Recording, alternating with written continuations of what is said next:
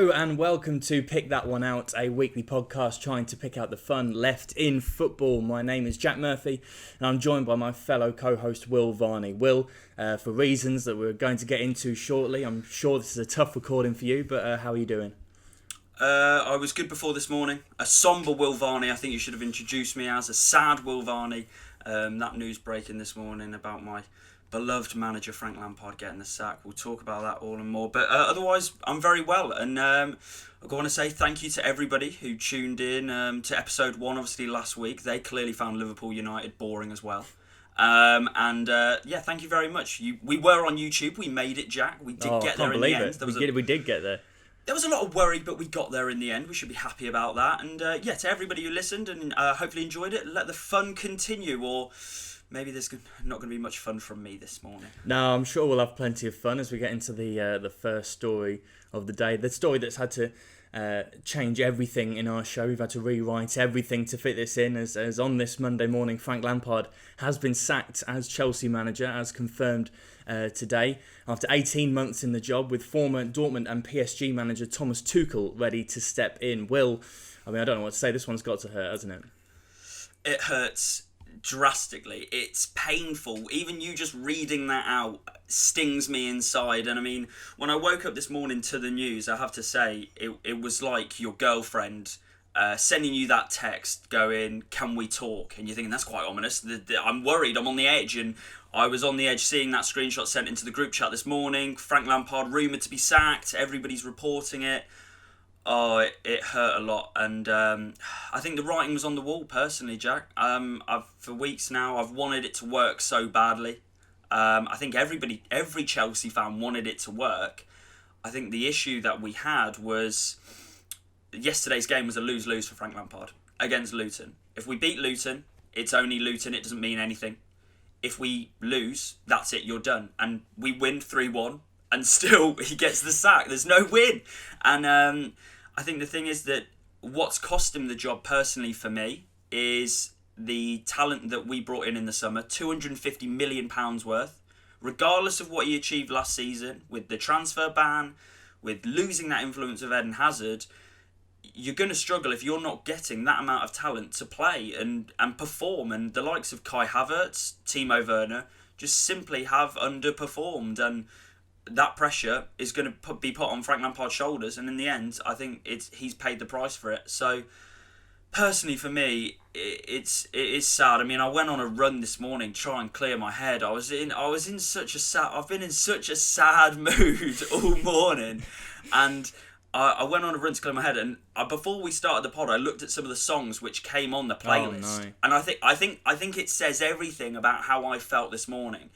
Songs such as "Leave Me Alone," "This Love" by Maroon 5, classic, "I Can't Stand It," and "The Pursuit of Happiness." Those four say so much about just wanting it to work for Frank Lampard, and I'm afraid, like you said, after 18 months, he's lost his job, and we've now got Thomas Tuchel coming in. There's so many different ways we can go at this. So many forks in the road, so to speak.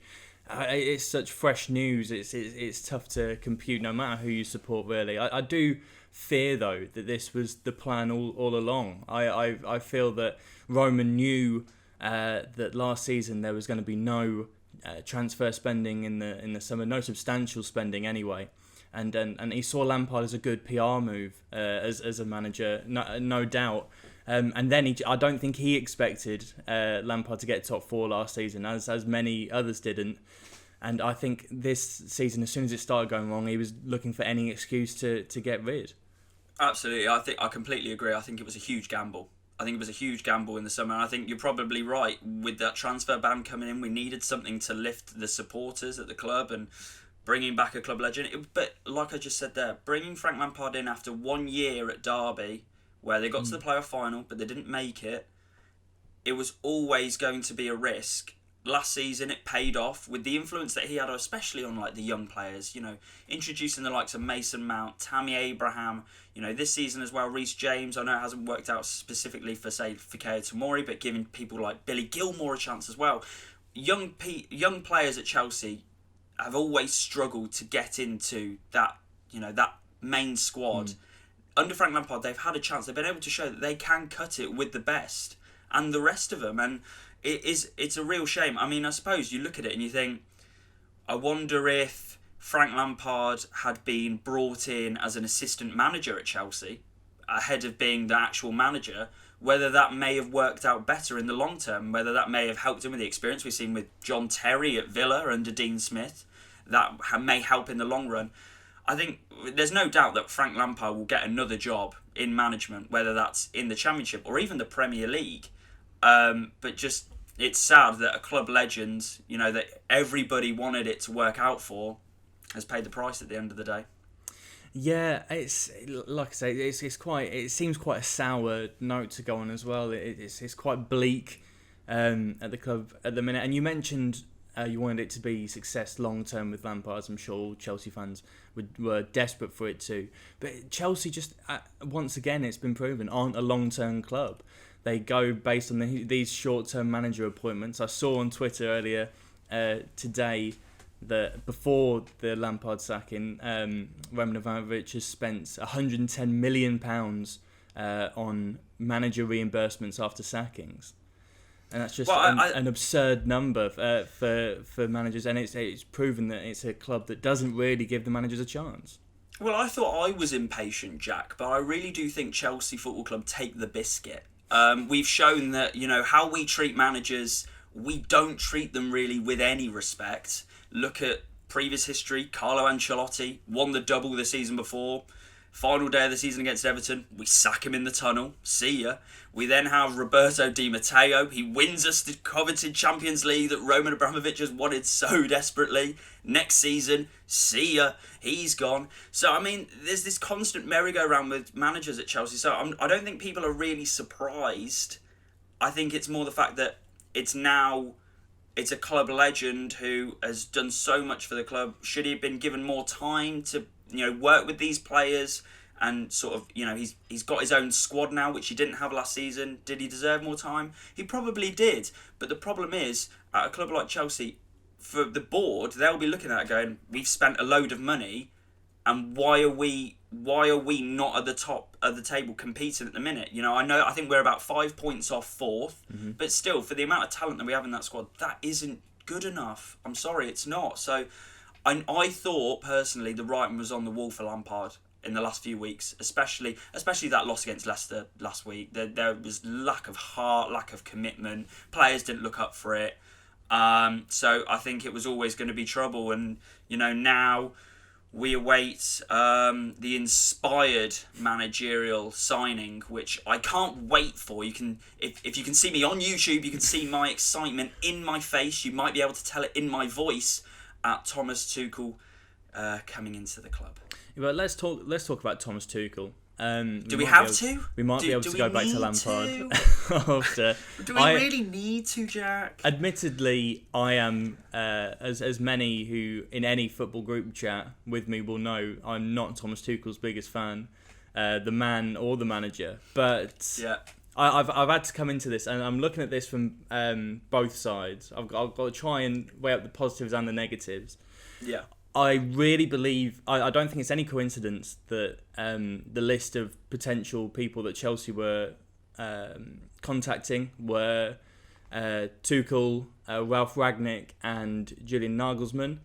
I don't think what's it's the link, Jack? What's the link? They're all German. There we go. Yeah, and I think there's got to be a link there between the poor performances of Kai Havertz and Timo Werner. And the fact that they want a German manager in to try and get them going. Roman's seen that £120 million being invested. Tuchel's got one up on the other two, having managed Pulisic and Thiago Silva in the past.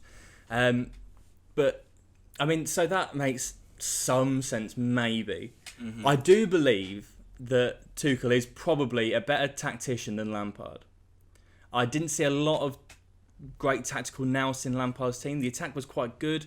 The defence he really struggled with, I will say. And he's got more. He's got more experience. Of course, he's going to have more experience. Tuchel, I think we'll see quite an attractive style, and I think that could come in quite early. I wouldn't be surprised if. I find it very surprising though that he's come in before such a heavy run of games. It's like 4 games in 2 weeks, and they're saying he might be in the dugout for Wednesday against Wolves. Yeah, which is absurd to me. Well, I mean, and this is the thing. I suppose it's expecting that instant reaction from the players. I think you're bang on, absolutely right. I think when you're investing in that amount of German talent, you have to get them playing. How do you get them playing? Well, let's bring in a German speaker who may have some influence in just helping Kai Havertz show even just an ounce of talent again on a football pitch. It makes sense on paper. It's been dire. It makes sense. But for me, I mean, what I found so hilarious this morning is everyone's going, Thomas Tuchel coming in and he's got this track record. Yes, he has a track record of, he had it at Dortmund, he had it at PSG. He doesn't get on with ownership and management. He falls out quite easily and then he's done at the club. So, of all teams to come to where he thinks, is there going to be a bit of a power struggle? He comes to us.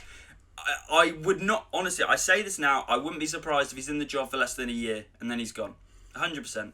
I would not be shocked. My short-term prediction, I think he bounces you up this season. I think I'm also predicting some entertaining Chelsea games. I feel like he's a man that wants to be very well, let's attacking. hope so. Let's hope so.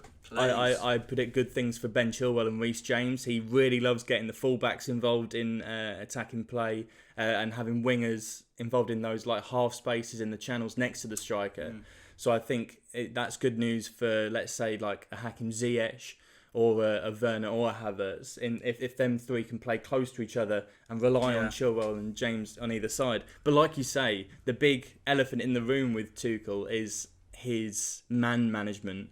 Yeah. He falls out with players, he falls out with staff, he falls out with ownership. And that's just what you want at a club like Chelsea as well, where they're so calm and patient with allowing managers all that time. I mean it, Jack. Honestly, I wouldn't be surprised if he's there in less than a year.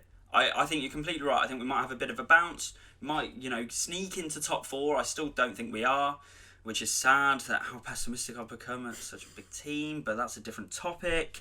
And I think in the long term, I think he's going to fall out once again. We've spent such a large amount of money. And the thing is, he instantly needs to get these players playing.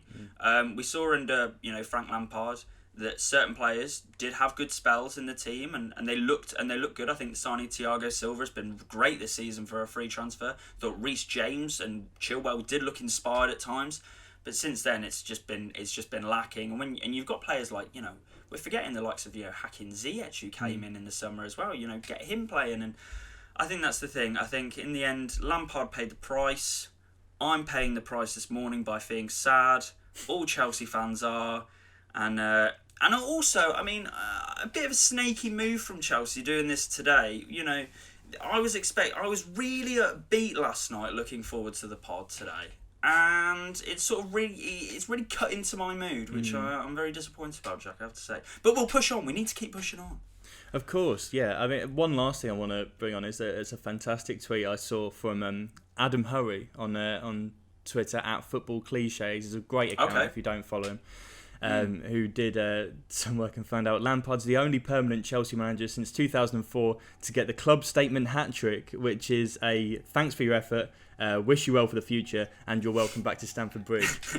He also included all the amount of words that were in each of the manager's statements. Mourinho, first he's one. Counted it. Yeah. Well, I mean, how much time has he got? It's not going to take long.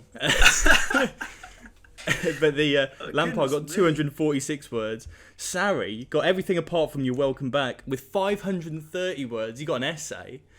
And Why? Then Mourinho in the first Mourinho sacking got no thanks, no wish you well, no welcome back, 16 words. 16 words. Wow. 16 words to describe this most successful manager we've ever had. Yeah, and he got the worst. Got 500. Yeah, he got an essay. What are they giving him that for? Just winning the Europa League. I don't know. Oh, but, Sarri will say. Don't even get me started on that. That'll be a Sarri special. It'll be like a spin-off. Right, I can't do any more Chelsea, Jack. I can't do it. It's hurting me. That's fair enough. I mean, so I can see you down right? I can Okay. sense it. I I am. can hear it in the I tone am. as well. You said you had a plan to get yourself up and ready, not just for this podcast, but for podcasts in the future. And I just want you to explain more about it, because I'm as confused as I'm sure everyone else will be when they hear it. Yes, indeed. Well, last week we had a great reaction to our only highlight on the Twitter, which was me telling a great tale of making Big Sam Allardyce, West Bromwich Albion gaffer, a sausage sarnie at the TalkSport studios. So, I had this thrilling idea, which I tried to sell to you, and I could sense there was a lot of confusion yesterday. So I'll explain it in more detail. Welcome to The Breakfast Club. Yes, this is going to be a weekly feature where I'm going to tell a very sort of dull story. It's going to be very quick. Well, some might be more lengthy, who knows? It depends on what I make. But I'm going to tell an experience of when I've made... obviously, at my job at TalkSport, there's been times where I've had to collect food or beverages for titans of the sports broadcasting and sports stars themselves on the shows. And I thought each week I would tell a quick tale of somebody who I got a meal or a drink for, and if that helped their performance on the show, then what's to say it wouldn't help me on the pod? So I'm going to have exactly the same thing that I serve them, and then at the end of the show we'll see how it fared. So today, first up, yeah, I'm expecting big things. We're starting with former Crystal Palace forward, Republic of Ireland striker, Clinton Morrison. Yes, Clinton was in the studio, and what do you think he went for drink-wise, Jack? What do you think? Okay, so it's a drink. Clinton Drink. Morrison. I mean, I'm a bit thrown. I mean, we've gone from Sam Allardyce to Clinton. No disrespect to former Republic of International. You've got to keep it moving. You've got to keep it moving. Clinton Morrison. I just thought for the first Breakfast Club we could have got something big, and now you're telling me it's drink. It's a drink. Well, everybody loves maybe Is it something heavy, like a black coffee or something? No, it's a warm drink though. Okay. Warm drink. Oh, it's nice on a cold winter's day. You're quite Bovril heavy. It's not a Bovril, is it? No, you've ruined it. Don't even say that to me. If somebody in the TalkSport studio asked for a Bovril, I'll be saying you can get that yourself. I'm not doing that. It is a hot chocolate. Clinton wanted a hot chocolate. I've served him one up from the machine. Yes, I know it's quite. There's a machine there. It wasn't handmade. Otherwise, it would have been 10 out of 10 anyway. But so today, I have made myself for the pod. If you can see it on the YouTube, you can't see it on the actual podcast. You have to take our word for it on Spotify. I've got a hot chocolate in my hand, and it's whisper. I am in my house share at the moment, but it's a Malteser's hot chocolate. Oh, hang on, that's a bit better. It's well, it sounds it. In the room next to me is my housemate, and she's blissfully unaware that I've actually taken it out of her cupboard. Wow. And I'm drinking it now. So we'll see how this goes down. Obviously, she won't find out unless she can hear me now recording, or if she listens back to the pod. So, if anything, it's more an incentive for her to listen to understand why I'm stealing her food and drink. Well, I'll let you have a sip. And whilst I'm That's vile. Oh, Jesus. Oh, why have we done this? I was just about to say, I was a bit concerned that you've come to me with a new segment. This is going to be a weekly thing. And you're starting off with Clinton Morrison's vending machine hot chocolate. And I just fear that this is the bar to beat. This tastes horrible. This is so bad, Jack. I thought it was a safe pick. A Malteser's hot chocolate. It's like, did you make it wrong? Or... It sounds nice, but it's horrible. Why? Why is it so bad? It's so bad. It's. I thought it was. He's in tears. I put hot water in it, and I put a dab of milk to just cool it down. But it's like, it's not even lukewarm. It just tastes of nothing. I thought this would really pick me up after my low mood with Frank Lampard. Now I'm just having to down the rest of this like dishwater. It's real. Guys, I was worried for this segment. What I is can't lie. I was worried for this segment when Will described it to me, I feel like the podcast has been saved. The highlight has been picked out for the week. Will is literally in tears after a sip of Malteser's hot chocolate. I've never seen a hot chocolate get that response in my entire life. That's so poor. Well, don't worry, guys, because Breakfast Club's back next week. Oh my god! Where do we go from there? Feature. What a start to Breakfast Club! This could work really well. How do we move on to football chat from there when you've just cried up over sipping a hot chocolate? I don't know. Reece Williams was crying yesterday when he made a mistake. Okay, let's go into it. Let's just do it. FA Cup. Okay. FA Cup at the weekend. Settle yourself down. Manchester United, Liverpool. They finally had a good game. Manchester United 3, Liverpool 2. They didn't bore us this week.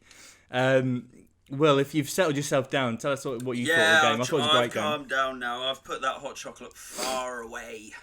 That's not coming back. Yes, FA Cup weekend. You know how much I love it. And you've said there, Man United, Liverpool, and I'm wondering whether the players, somebody's given them a tip off, and they heard that there was a Pick That One Out podcast, and they thought we'll tune into episode 1, because seriously, we had a good game. We had a 5-goal thriller on our hands, didn't we? And we were talking about the games between the top 6 and how they were struggling.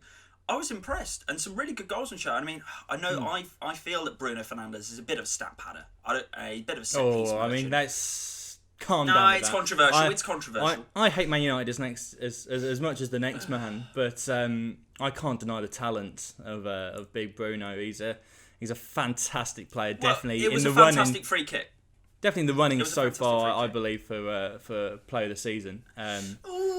He's got to be in the running. You can't deny that. I'm one of those. I hate it when people throw to stats.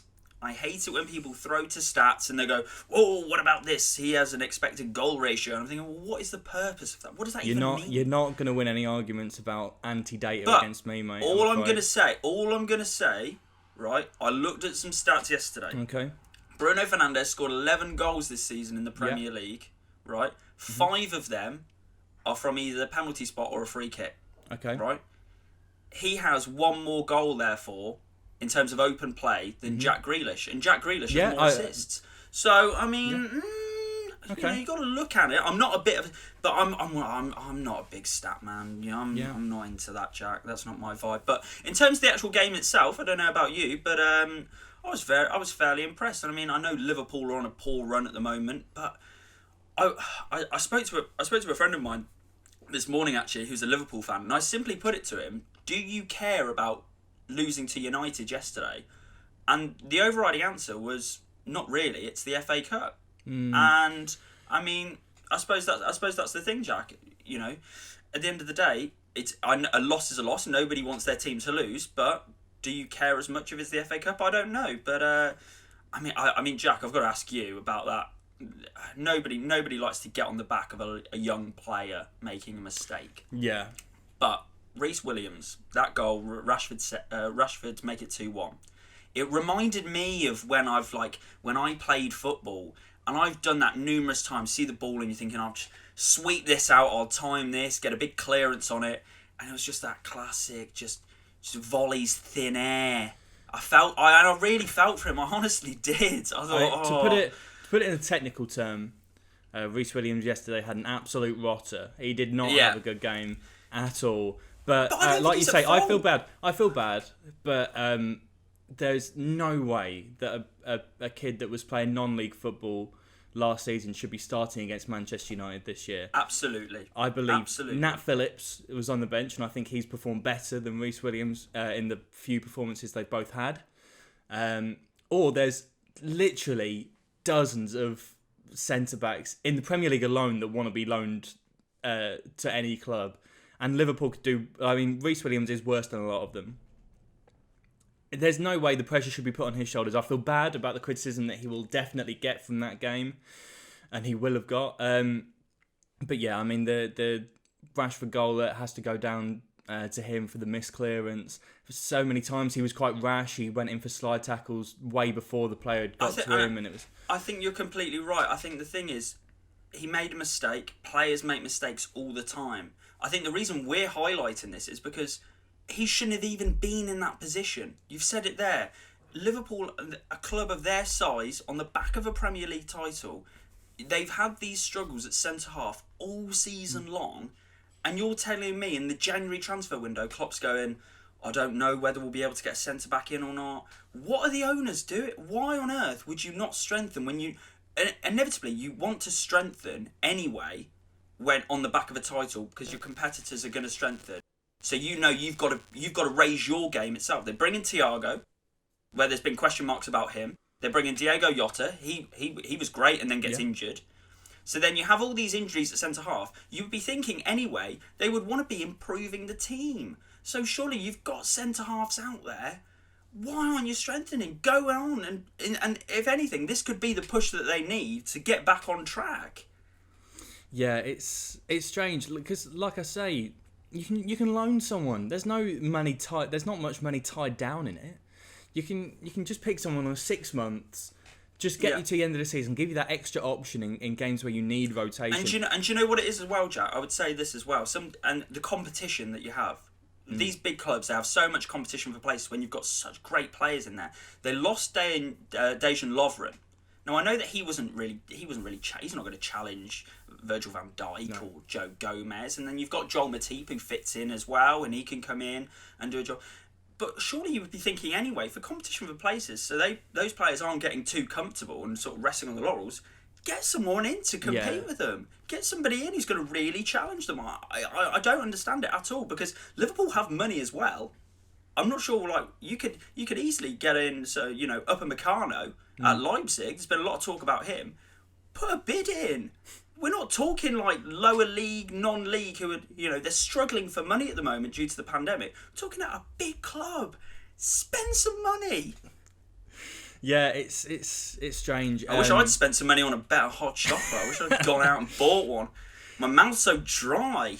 But Joel Matip was declared fit, but wasn't in the squad because obviously the man gets injured every other game. So Klopp was terrified of losing him. But this squad rotation, we saw it sometimes in the Cup this weekend. Do you think there's a loss of this magic of the Cup? I mean, it's been this way for quite a while now since the monopoly of football has come in. It's happened quite a few years now. What do you think about it? Do you think the Cup magic is still there or not?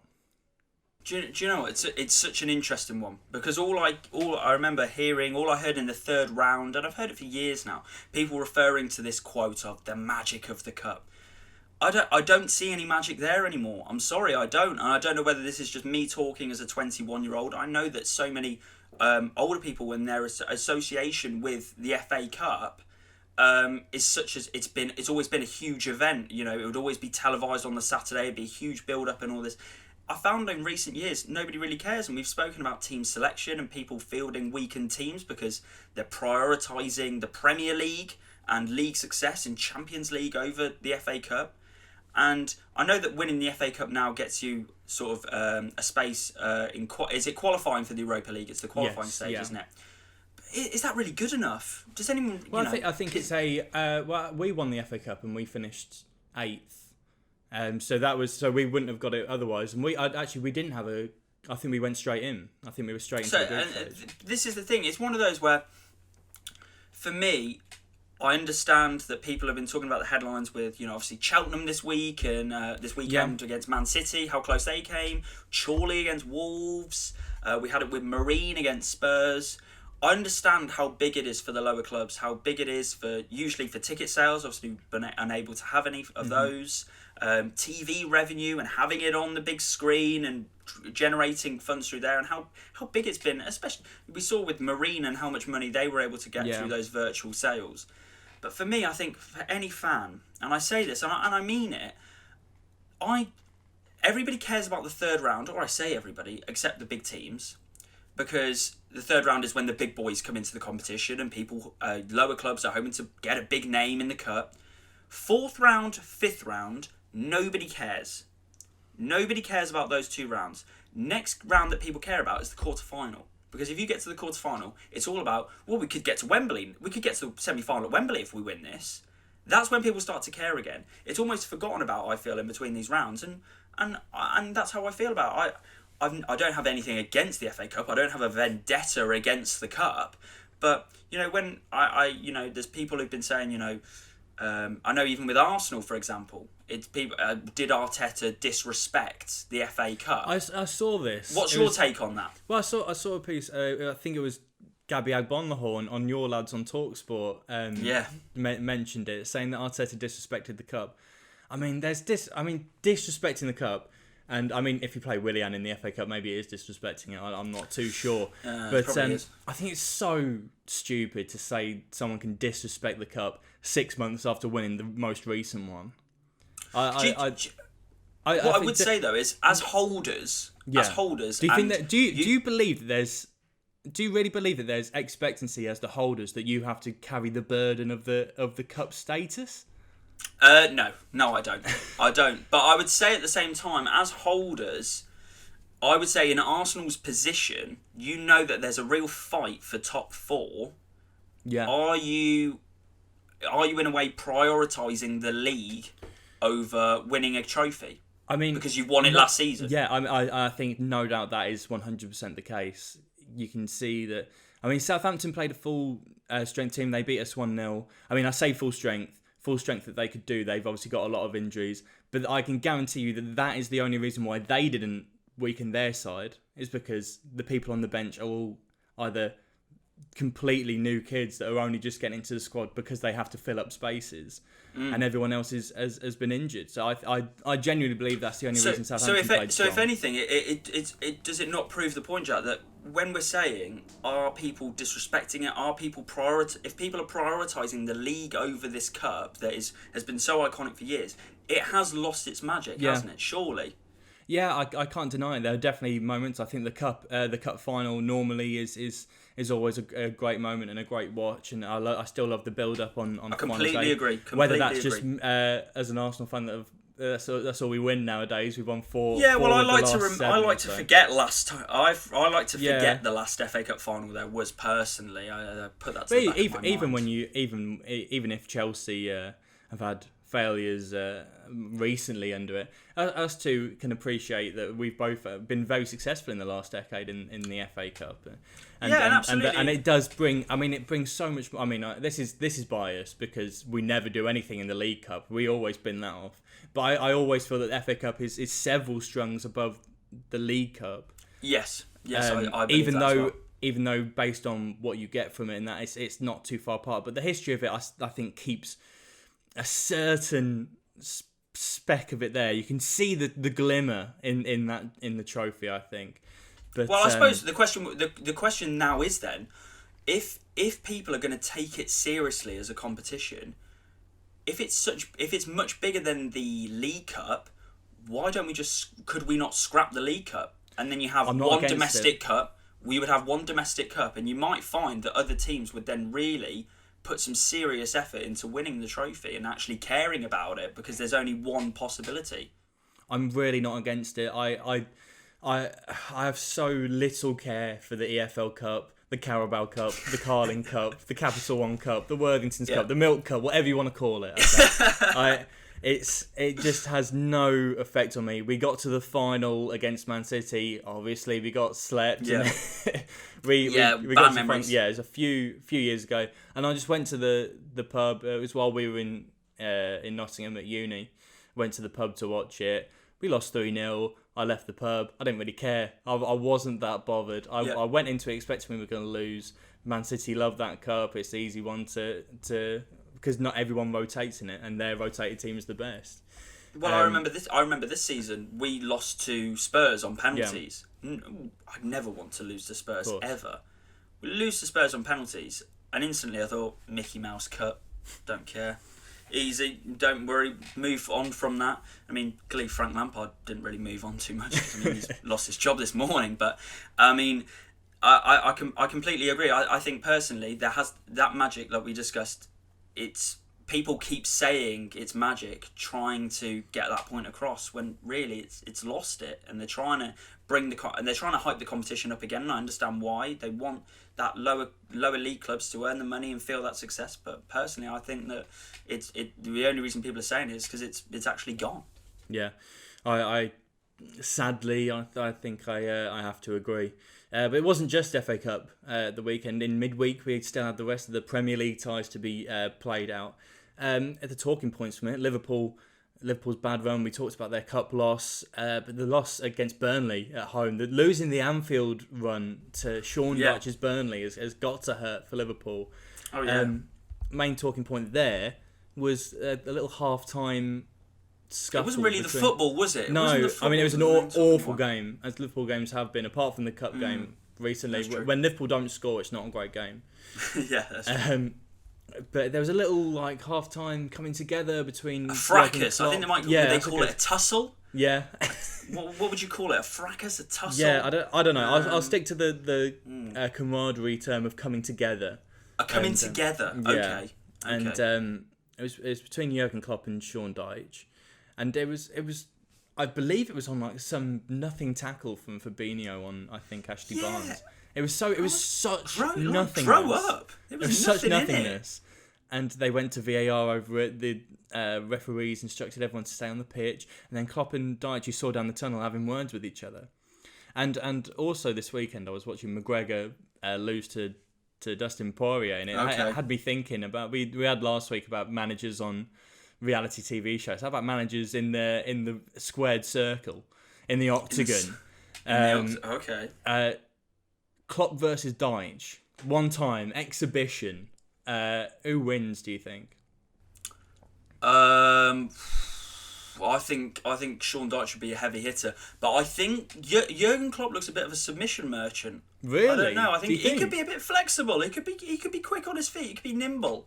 But I think if you got on the end of a Sean Dyche leg kick, I think you're in trouble. So I would be going Sean all day, personally, for me. I think you're completely overthinking Sean Dyche if you're thinking he's even contemplating leg kicks. Oh, he's not. He's a scrapper. That man is a scrapper. You think that man's bowling in? Yeah, he's going straight in. But Jurgen Klopp's a big man. He's an underestimated big man. The man's... I mean, you know me, and people that know me will know I'm a quite sizable man myself. I believe Jurgen Klopp is a similar size to me.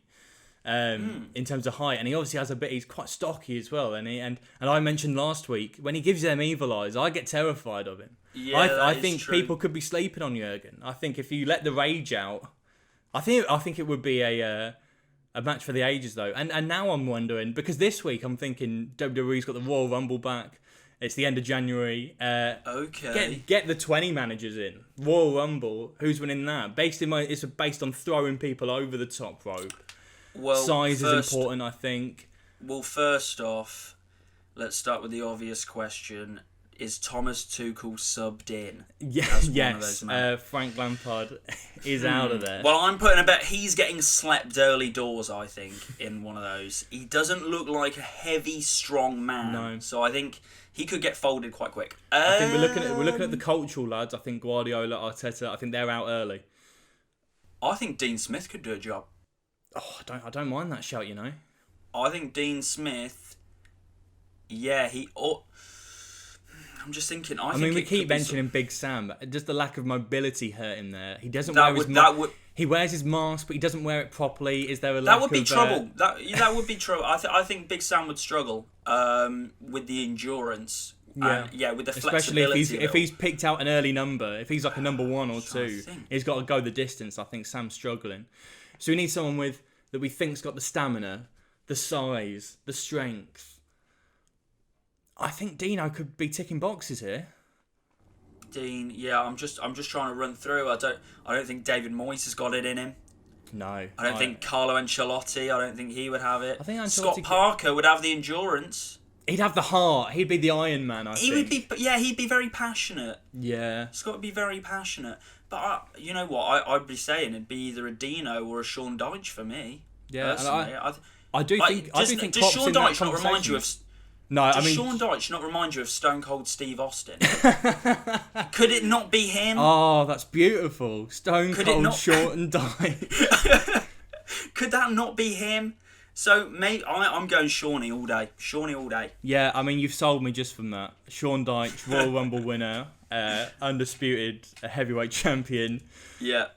Only other talking point, I think, from the Premier League was Man City 2, and Dean Smith Aston Villa 0.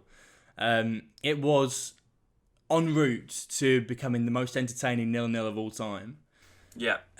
Before two semi-controversial goals. The most controversial one, the first one, about Rodri's play in that goal. It was obviously coming from an offside position, but the rule states that because Tyrone Mings touched it on purpose, that the phase of play is restated and Rodri is not offside. What are your thoughts on that? Do you know what, Jack? I have no thoughts because I genuinely am as confused as the next person to any rules that are now implemented in football. I genuinely just don't know. I think I say a lot for many people when everybody at the time on social media is going, well, is it not offside? Is it? You've got referees who are confused themselves. I think, we talk so much about VAR, don't we? I think everybody does. I think everyone's bored of just even saying the three letters personally and the impact it's had on the game. But I mean, this is the thing, isn't it? Now we've got to sort of live with these decisions, as everybody says, and it might help the game in the long term.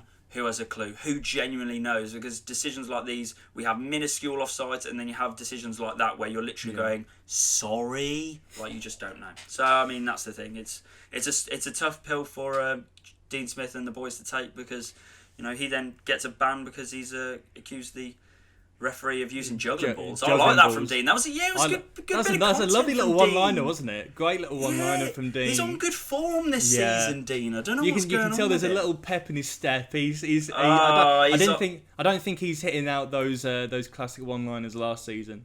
No, he's on good form now. The team are playing, so he feels a bit relaxed. No, good on Dino.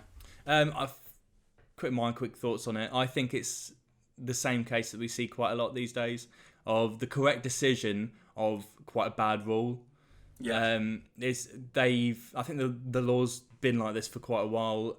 We just haven't seen it because no one's really done it. So I don't think it's going to hurt the game. I don't think people are going to purposely stand offside and hope to catch a defender off when they touch the ball. But people have just found a loophole on it, and it's caused chaos. I think by the book, exactly that chaos. Yeah, by the book, correct decision, but bit of a weird law.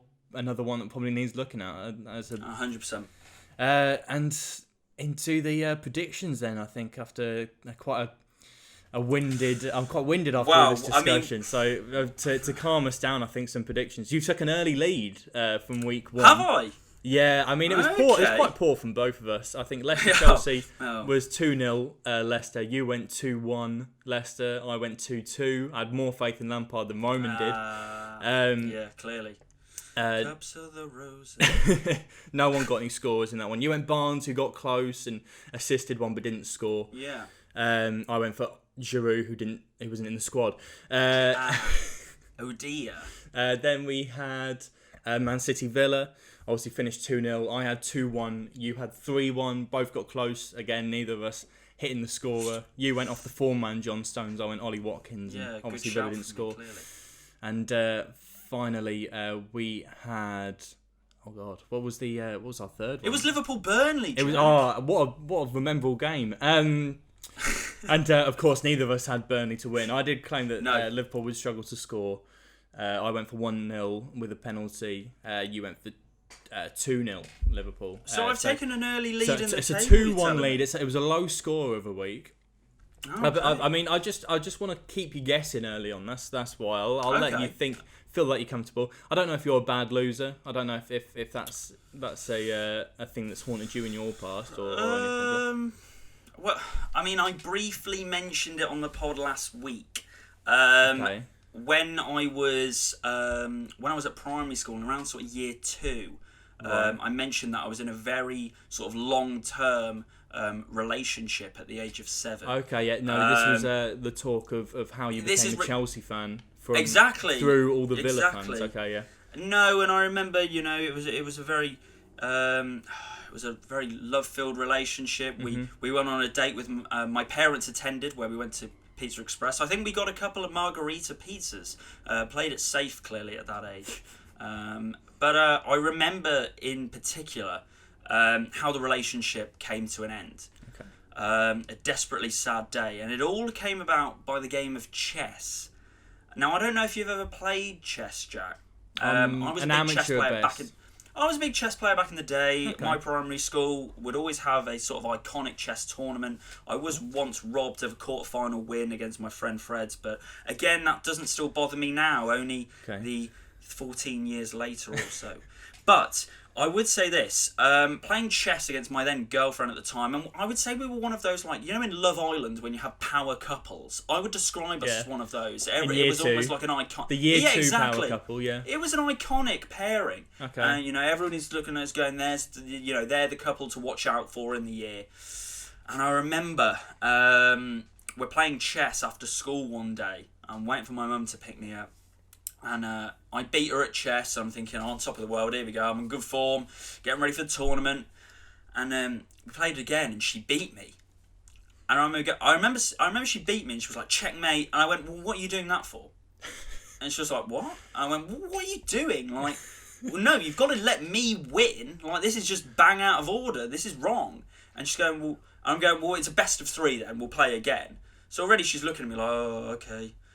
We play again, and she beats me again. Oh, no. And at that point, I was like, you are just showing no respect to our relationship whatsoever. This is a complete This is outrageous from you.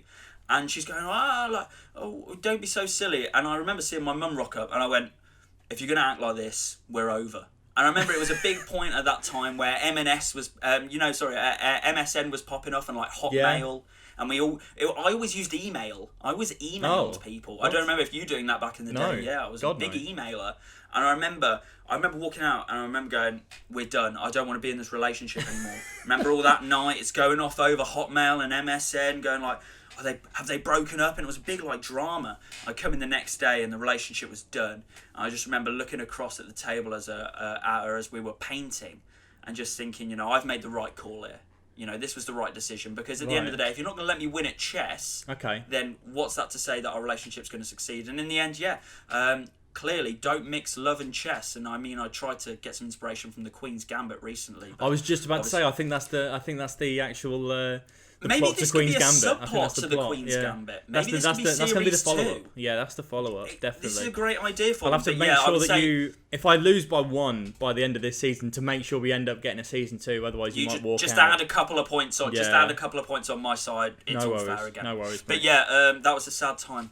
But okay, wasn't expecting that direction. I'm not going to lie. But very emotional. another fantastic Varney anecdote nonetheless. Oh, it's a lovely one just to lead us into this week's predictions coming I've actually I've changed one of the games in the predictions without telling you. I need to get as much advantage as I can. Okay. You'll see that as we go. Okay, so Wednesday evening we've picked out Everton, Leicester, 2 kingpins of the top 6 right now. Everton haven't played a game in a while. Their game against Villa was called off in the last weekend.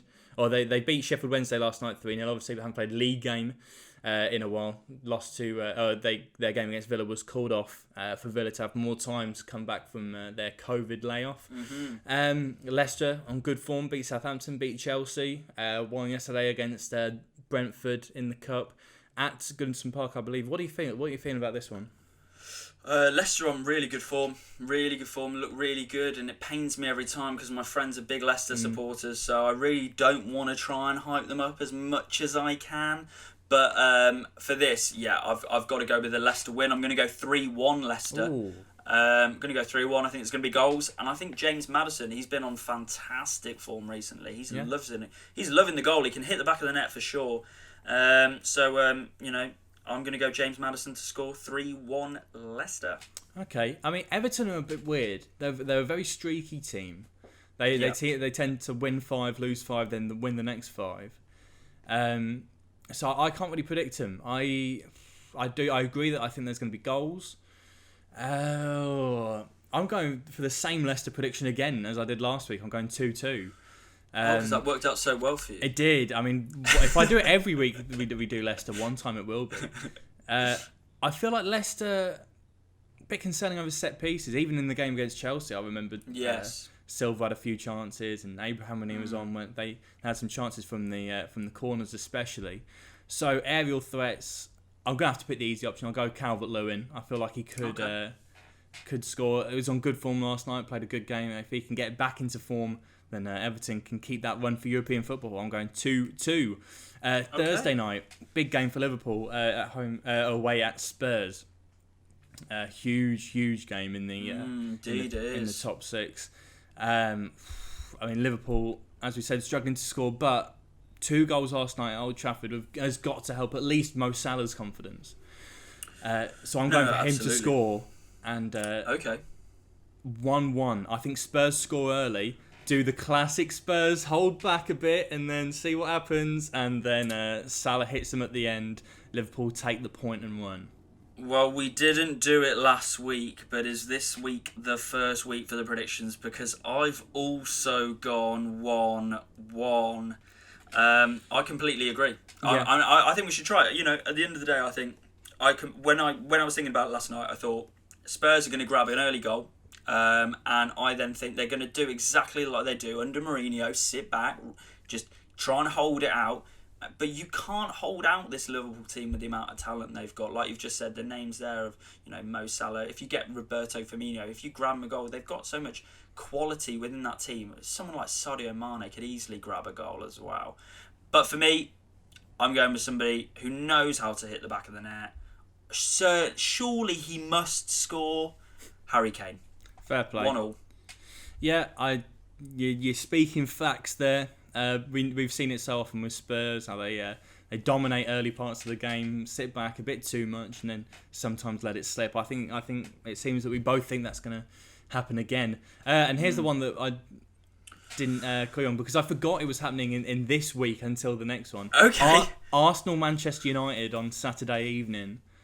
Okay. Big game, obviously. Arsenal first win at Old Trafford in 14 years earlier in the season. Now going to the Emirates with Man United on bang on form. What are you thinking? I think it's going to be cagey. And I mean, you're lucky that you sprung it on me because I was actually having a conversation with someone about it yesterday. Otherwise, I'd be there like, what am I going to say? No, I think... Personally, I think it's going to be a really cagey game. I don't think it's going to be easy at the Emirates for United.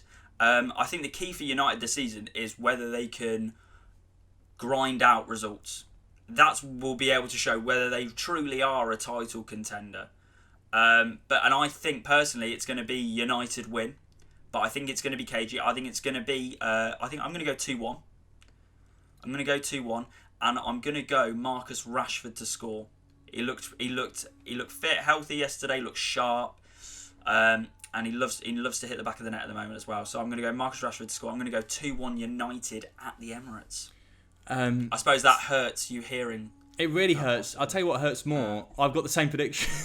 Oh goodness, we're at it again. Yeah, I mean the goal scorer is going to be key this week. Yeah, I've got the same. It's always annoys me when we play Man United because I feel like I see the same game every time. We have heavy amounts of possession and United will break us down on the counter. I think we got lucky that United were very poor at Old Trafford. We played a good game. We dominated the midfield. And I do think having Thomas Partey back will really help us. He was fantastic against Newcastle. But United look so informed that I think that they can really spring these counters on us. Yeah. A bit more worried with our defence after the Southampton game. It looked a bit shambolic at times, and the defence was mainly starters in that game. So I'm going to say 2-1 United. I'm going to go Tony Martial. Okay. Not been a man on insane form this season. He's had quite a poor season by his standards. But I think he whether he starts or off the bench, I feel like he could be a threat on the end of one of those Fernandes or Rashford counter springs. Okay. And we'll see how the table looks in that next week. I'll probably be winning. I mean, hopefully we score more than 3 points between us. Yeah, that would be nice. That would be nice. Before we come to a close, we are obviously still a new podcast. I'd like to remind everyone to check out the rest of our platforms. As we said earlier, we made it onto YouTube. We're under Pick That First One Out. week, Football Podcast. If you're watching on there, give us a like, subscribe. It really help us out. Download, follow, and rate us if you're on Spotify or Apple Podcasts or iTunes. Follow us on Twitter at PTCOpod. As Will mentioned earlier, we've got our first highlight up in the week. Hopefully more to come from multiple weeks. I feel like that hot chocolate story could make it on. If it doesn't, hot chocolate. If it doesn't, I've done something wrong. Honestly, it's gold. It has to be. Yeah, and we're also on TikTok at Pick That One Out. Nothing on there yet because I've thought about it. People might be looking us up, and if you do, please follow us to get ready for it. But I thought no one's going to want one highlight on the TikTok. A little short highlight. You want a catalogue, so I think give it a couple of weeks. We've got to think creative build as well. The highlights up. Creative. Build the highlights up, and with TikTok, like you say, can be a lot more creative. So expect some good stuff on there. At Pick That One Out on TikTok. That's full time then on episode 2. Thank you for joining me, Will. Battling through the tears, both through laughter and sadness this week. How did you think that one went?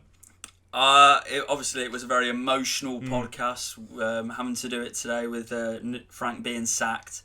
But no, I did enjoy it towards the end. I mean, obviously, I'm still here with probably a full mug of my hot chocolate, and it's going to remain there until I throw it into the sink. But other than that, the hot chocolate didn't pick me up. I would definitely say it dampened my mood. But other than that, I really enjoyed doing this again today. And once again, thank you to you guys for listening, watching us. Really does mean a lot as we try and get this pod off the ground and up and running. Yeah, well, hit us off then. If this Breakfast Club's going to be a thing, give us a rating on that hot chocolate. We need a scale. We need a league table.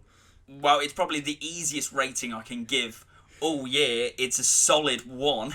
I can feel the tears forming again, not just from the pain of it and the pain of Lampard sacking, but just the short. I'm going to have to watch this back on the Twitter when this is a highlight, because it was all a blur for me as that I've never seen a man go so close to insanity from a sip of hot chocolate. It's the strangest thing I've ever seen. So it's a 1 out of 10 for the hot chocolate. I mean, Breakfast Club back next week. Back next week, stronger than ever. And I can't wait for it. It's a goodbye from the both of us. We'll see them. We'll see you next week. Thank you very much for watching.